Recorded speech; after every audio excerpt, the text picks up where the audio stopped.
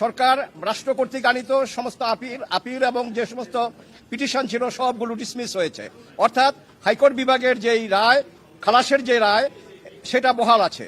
কাজেই আমি বলবো যে আমি গর্ব অনুভব করি আমার সুপ্রিম কোর্ট নিয়ে, আমার হাইকোর্ট বিভাগ এবং আমার অ্যাপেলেট ডিভিশন নিয়ে, যে এখানে ন্যায়ের দণ্ড, এই ন্যায়ের দণ্ড, ন্যায়ের মানদণ্ড আজকে আবার তারা উঁচু করে ধরলেন। কাজেই বাংলাদেশে বিচার আছে, আইনের বিচার আছে, আইনের শাসন আছে, এটা আবার প্রমাণিত হলো।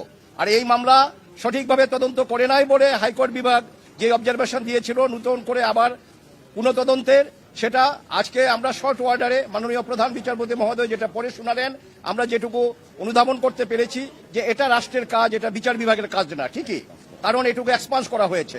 আর নন অ্যাপিলিং অ্যাকিউজড অর্থাৎ জনাব তারেক রহমান সাহেব এবং আপনার অন্যান্য যারা ছিলেন, তারা যারা আপিল করতে পারেননি এবং যারা দেশে উপস্থিত ছিলেন না, তাদের বেলায়ও সেই খালাসের আদেশ, যেটা হাইকোর্ট বলেছিলেন যে এই খালাসের আদেশ তাদের বেলা প্রযোজ্য হবে, এটাও আজকে আমাদের অ্যাপেলেট ডিভিশন থেকে এটা বহাল আছে। কাজেই আমরা বলতে পারি জনাব তারেক রহমান সাহেব সহ অন্যান্য যারা আছেন তারা এই মামলা থেকে বেকসুর খালাস, এবং এই মামলায় আর কোনো সাজা কারো নাই।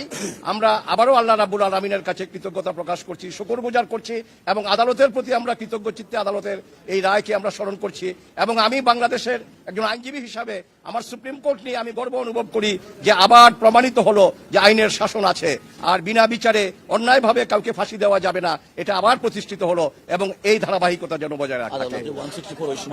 আর 164 ধারার জবানবন্দি মরহুম মুফতি হান্নান সাহেবের জবানবন্দির উপরে এই টোটাল মামলাটা ছিল।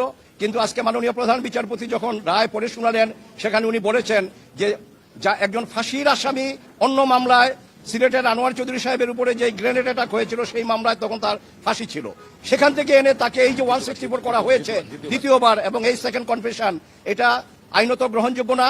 এবং এখানে সবচেয়ে বড় কথা যেটা স্বতঃস্ফূর্তভাবে করা বা ভলান্টারিনেস, যেটা এই মামলায় উনি বলেছেন শুধু মুফতি হান্নান না, অন্যান্য যে সমস্ত স্বীকারোক্তিগুলো ছিল এগুলো একটাও ভিতরেও ওনারা ভলান্টারিনেস খুঁজে পান নাই, অর্থাৎ এগুলো স্বেচ্ছায় তারা করেননি। কাজে স্বেচ্ছায় যদি না করে তাহলে সেই স্বীকারোক্তির কোনো মূল্য নাই। কাজেই এই মামলায় শুধু আসামিদের খালাস হয়নি, আজকে একটা নতুন ধারা যোগ হয়েছে যে ন্যায় বিচারের ক্ষেত্রে আমাদের উচ্চ আদালত কতটা সজাগ, পুঙ্খানুপুঙ্খ রূপে সেখানে এটা মাননীয় প্রধান বিচারপতি মহোদয়ের শর্ট আদেশের মাধ্যমে আমরা সেটা অনুধাবন করেছি, এবং এটা ইনশাল্লাহ বহাল থাকবে বাংলাদেশ সুপ্রিম কোর্টে।